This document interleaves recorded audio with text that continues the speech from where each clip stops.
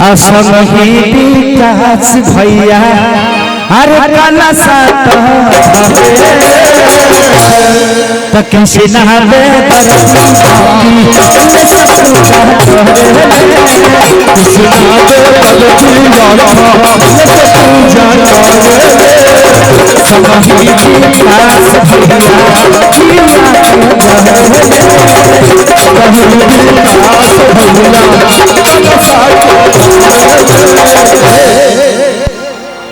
कि देखा जहिले दुबारी खेसारी हो कहाँ बैठल बारू महतारी हो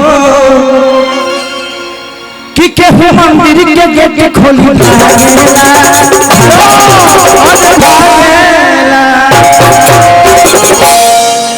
कि माई के लागल बाटे नहीं आया पछुला बदन जा जा जा हवा छोड़ छोड़ लागे जियो से चल त माई के लागल बाटे पछुला बदन हवा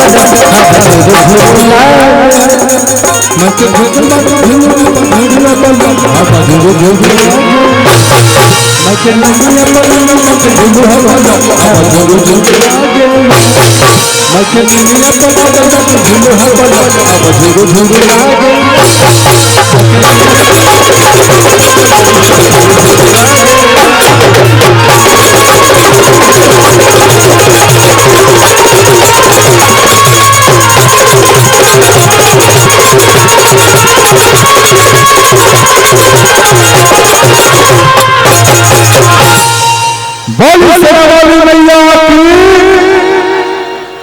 मिली का जी गाड़ी आ रही है गिफ्ट करने के लिए। अब गाड़ी पे चढ़ी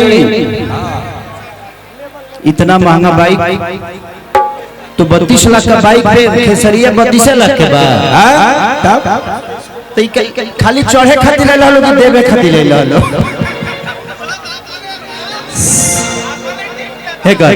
और थोड़ा सा इसका वोकल बढ़ा दीजिए साउंड उधर उन लोगों को सुनाई कम दे रहा है थोड़ा सा मॉनिटर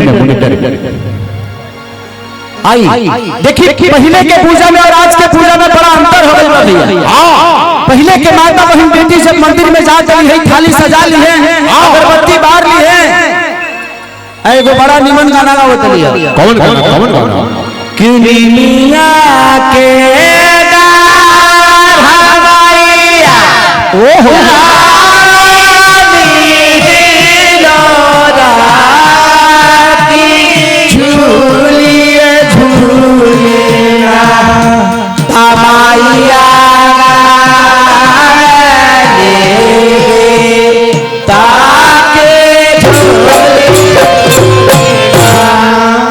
लेकिन आजकल के लड़की अलग बड़ी सब कैसे जींस पैंट पहन ले तरी सब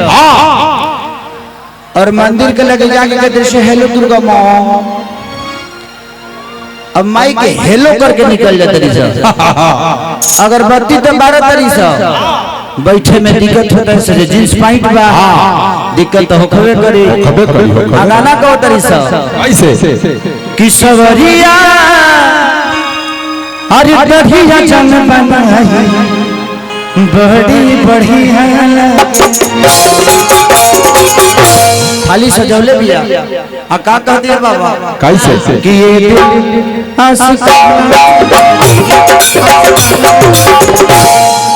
माई मंदिर छोड़ के भागल बड़ी चौरा में समस्तीपुर में भागल बड़ी समस्ती छोड़ के भागल बड़ी कि भाई अभी करे दिलासा भइल बा हमार जहां भइल है कोरोना के चौथा लहर में टाइम ना लगी सही बात इसलिए पूजा पाठ बड़ा धर्म की चीज है दुनिया में सबसे बड़ा पूजा जानता नहीं का कितनों प्रदेश में बानी रहुआ लेकिन अपना माई के सवेरे उठी तो पहला फोन अपना माई के करी अच्छा अपना पिता के करी सबसे शुरुआत में वो भगवान राम के अगर नाम ना लेना तो चली लेकिन अगर माई बाप के आशीर्वाद सुबह लेके निकलत तरह हमेशा यात्रा सफल गई अब माई भी मोबाइल ना हो तो कैसे बात हो मोबाइल लगे तोहरे सब पुत्र हुए हैं जो अपना माई के मोबाइल ना दिले हुए हैं। गाड़ी सब लोग अपने मेहरारू के देता स्क्रीन टच। ऐसे जो जिंदगी में सबसे बड़ा कमाई अगर कुछ होला तो माई बाप के प्यार और आशीर्वाद। दुनिया में हर वो रिश्ता स्वार्थ के होला,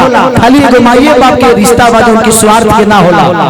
अपना माई के लगे कितनो मोटा के जाई, बाबूजी में माई में बड़ा अंतर होला।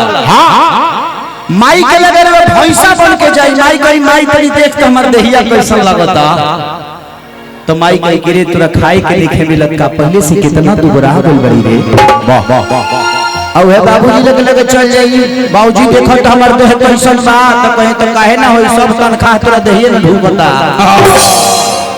ऐसे जो बाबूजी के लगे जिम्मेदारी बा, सही बात बात। घर के परिवार के शादी के ब्याह के एगो माई खाली रह के 9 महीना कोख में रख सके, लेकिन एगो पिता 26 वर्ष तक अपना बेटा के भविष्य के दिमाग में रखेला।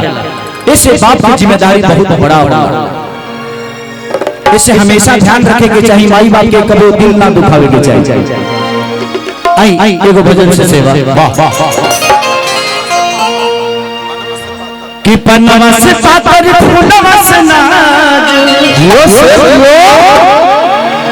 अरे हरि मोर माई महाजनिया रे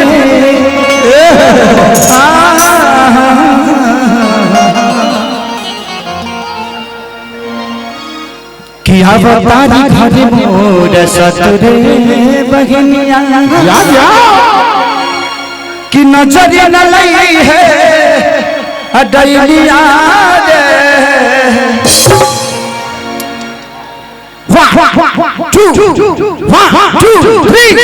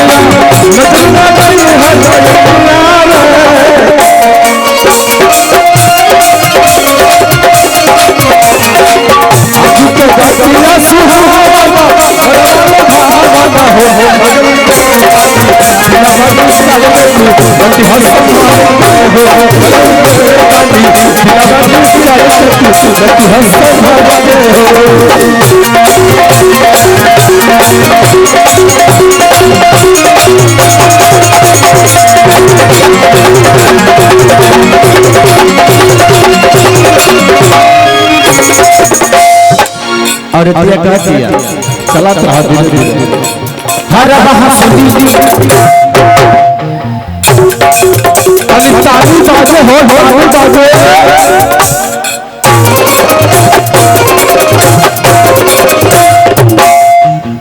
हर हंसदिया मम्मी सोनार से पिता मन सीधा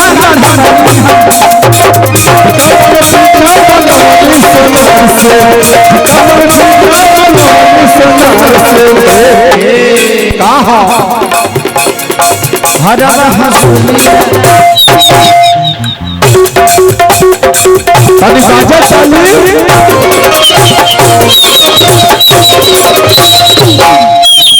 हर हंसदिया मम्मी बाजार से पिता मन सीधा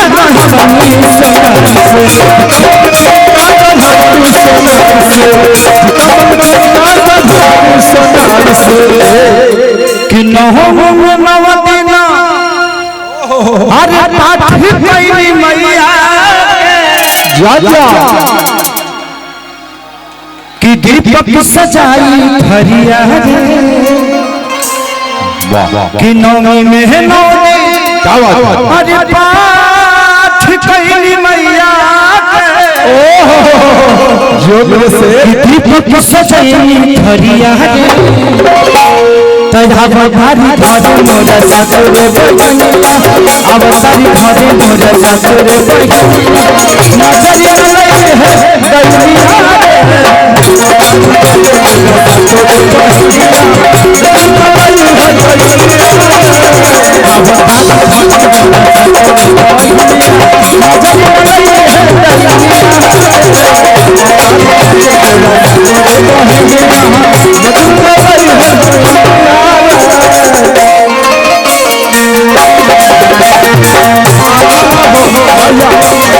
मैया मेरा रवि मैया मेरा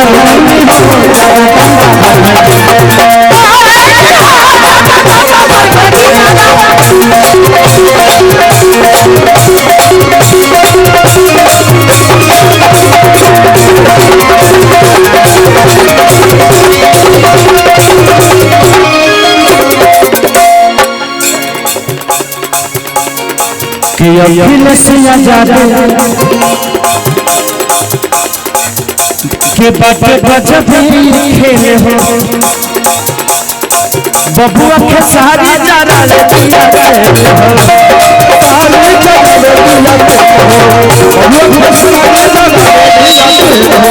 अपने से आजादी के गजब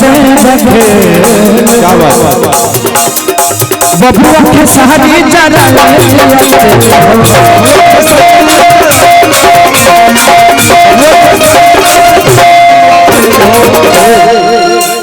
कि जिला समस्ती अरे लूटा मस्ती कि रात होके चाहे भोर हरिया रे कि जिला समस्ती लूटा मस्ती रात होके चाहे भोर हरिया रे अब तारी घरे मोरा सतुर बहनिया अब तारी घरे मोरा सतुर नजरिया लगे है दैनिया सतुर बहनिया लगे है दैनिया अब तारी घरे मोरा सतुर बहनिया नजरिया लगे है दैनिया अब तारी घरे मोरा सतुर बहनिया नजरिया लगे है दैनिया हमारी घरे मोरा सतुर बहनिया नजरिया लगे है दैनिया हमारी घरे मोरा सतुर बहनिया नजरिया लगे है दैनिया हमारी घरे मोरा सतुर बहनिया नजरिया लगे है दैनिया हमारी घरे मोरा सतुर बहनिया नजरिया लगे है दैनिया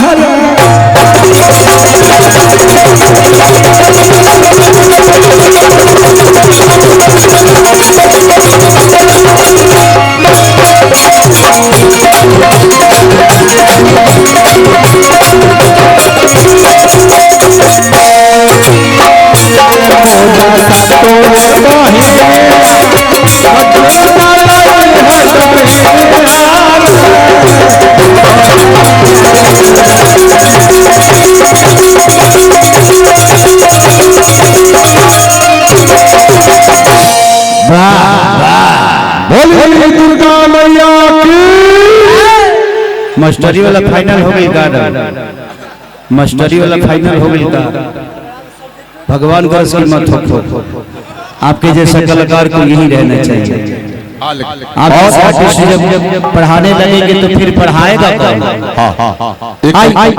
एक आवश्यक सूचना जी किसी माताएं बहने का बच्चा खो गया है वो बच्चे में मंच पे लाता हूँ जिन माताओं बहनों का जिन भाइयों का वो बच्चा है सम्मान के साथ आके ले जाए और मेला में घूमने आए हैं तो अपने बच्चे और पति की रक्षा स्वयं करें खोने पर मेला की जिम्मेवारी नहीं होगी क्या नाम है बेटा? राधा कुमारी। वाह बेटा, ये भाई किसकी फिल्म है जो रिलीज करके छोड़ दिया है? बेटा पापा का नाम तो रखा है जितेंद्र कुमार। जितेंद्र कुमार। जितेंद्र, वो जितेंद्र हो गए बड़े के नहीं अंदर। जितेंद्र चिंता मत कर बेटा, तू बेटी है ना, वो बेटा के तलाश में होंगे, 2 घंटा बाद तुझको खोज लेंगे। जितेंद्र जी अपने संघर्ष को आगे ले जाएं, जो पूरे भारतवर्ष में चल रहा है, अपने संघर्ष को ले जाएं आगे। प्लीज इस फिल्म को रिलीज तो कर दिया, प्लीज जहाँ कहीं भी हो जितेंद्र भैया, तार मेहरारू आई लोग तो बाद में बेटा उठे पैदा करी हा, आके जन पैदा करे बड़ा ओकरा फेरा में रहा। हाँ, पहले बेटी बचाओ अब बेटी पढ़ाओ। बताई एगो बिया भुला जाए तो जो नहीं तो कोनो गारंटी बजे रही वो भुला जाए। इसलिए आप अपने बच्चे का स्वयं रक्षा करें, जितने भी हैं लोग आप लोग अपने बच्चों के साथी रखें। ऐसे जो भीड़ दिया 10-20 हजार के रही तो आदमी खोज ली, पता नहीं कोई लाख के भीड़ में कुंभ के मेला लागल बा समस्तीपुर में। समस्तीपुर आज धन्य हूँ मैं जे आज आप सबके बीच में कुछ कहने का मौका मिला, कुछ गाने का मौका मिला। आज मुझे लगता है कि आज 7 से 8 लाख की भीड़, बहुत कम ऐसे कलाकारों को नसीब होता है इतना प्यार और आशीर्वाद। और आज आप सबके बीच में आप खुद के लिए ताली बजाइए, ऐसी जगह नहीं मिलेगी। Love you all, thank you. आइए वो और देवी गीत ऐसे जो भजन के अभी माई दुर्गा के माहौल चलता नौमी आज एगो बहुत प्यारा भजन हमारा रिलीज भइल बा। नौमी में कोनो कमी ना रहे के चाहिए भजन से, है ना। और जो भी हमारे बच्चे आए हैं आप लोग बैठ जाए कि जो मेरा हाथ मैया